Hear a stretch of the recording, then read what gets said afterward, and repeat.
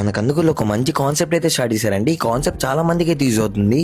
Madam, ఈ triple R centre మన కందుకూరులో పెట్టారు కదా, సో దీని మెయిన్ యూజ్ ఏంటి?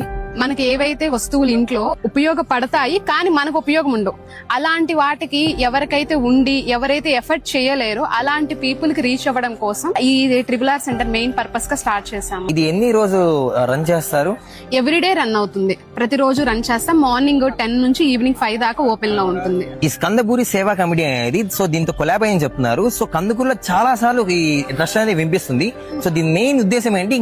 యాక్చువల్గా స్కందపురి సేవా సమితి అనేది మేము 5 ఎంప్లాయీస్ కలిసి మనం పుట్టిన ప్లేస్ కి ఏదో ఒకటి చేయాలన్న ఒక ఉద్దేశంతో మేము స్కందపురి సేవా సమితిని స్టార్ట్ చేశాము. 2 మంచి కార్యక్రమాలు నిర్వహిస్తున్నాం 2 సంవత్సరాల నుంచి కూడాను.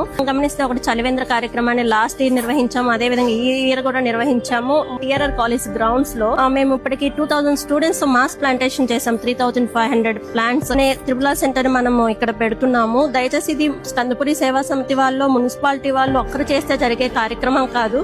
ప్రజలందరూ కూడా ఇన్వాల్వ్ అయ్యి దీన్ని ముందుకు తీసుకెళ్లాలని కోరుకుంటున్నాను. ఇలాంటి మంచి కాన్సెప్ట్స్ మన కందుకూరులో చాలా మంది చేయాలని కోరుకుంటూ ఇట్లు మీ కందుకూరు టాకీస్.